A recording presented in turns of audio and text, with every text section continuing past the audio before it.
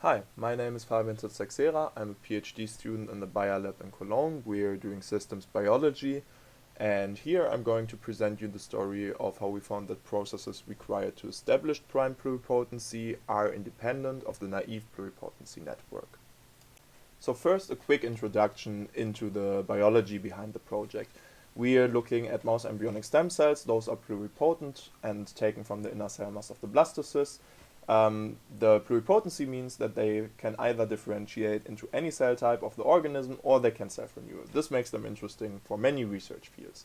But it is very important to understand the interplay of processes involved in the differentiation. So the question we want to ask is, what drives differentiation, and are there gene dependencies that we can identify?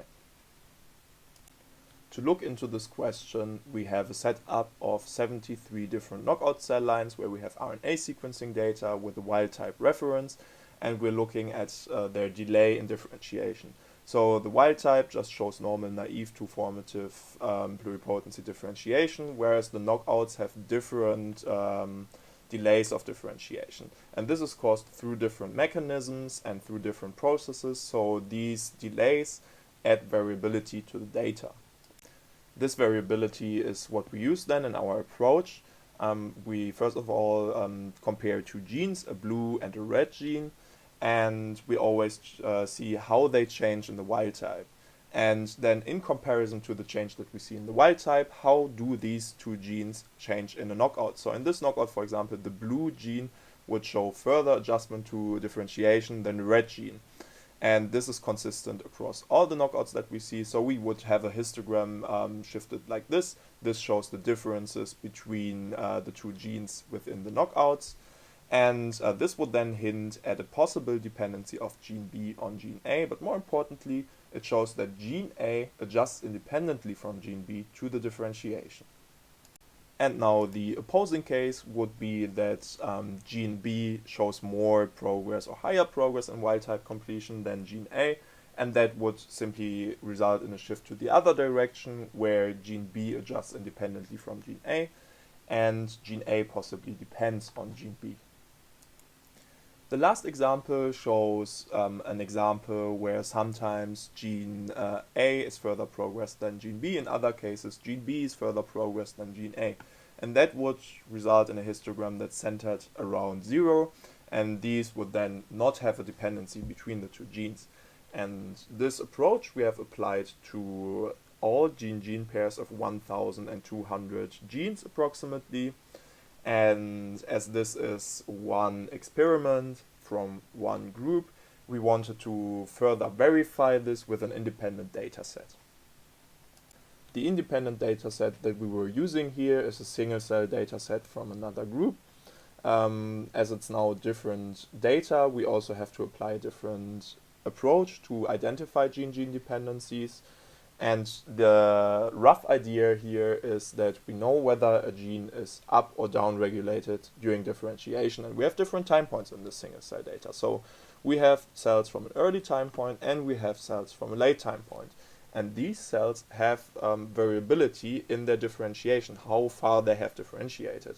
And now here we see that this gene would be upregulated, so we have lower expression for the early time points and higher expression for the late time points. But this cell, cell 2 of the late time point, has still early expression of this gene. Whereas in gene B, this is downregulated, and we see for all of the cells early expression in one time point, but late in the other. And now the cells that are interesting to us are the cells that show late expression in one gene, but early in another.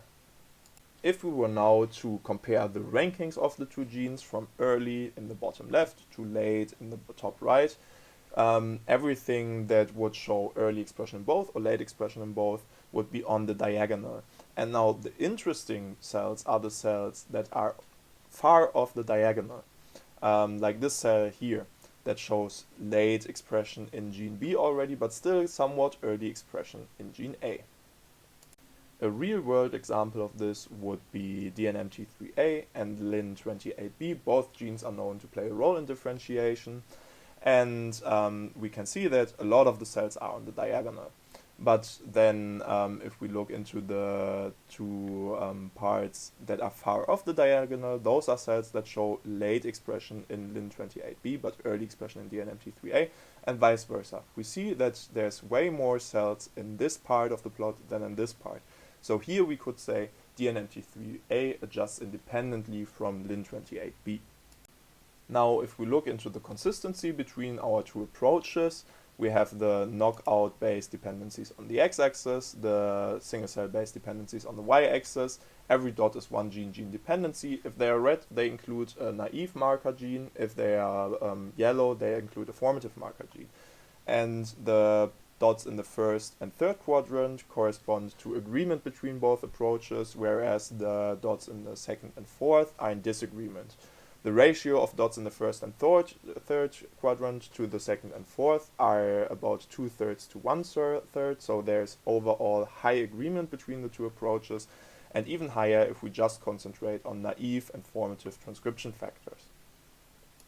Now, filtering out the gene-gene dependencies for agreement between knockout and single-cell data leaves us with this dependency matrix.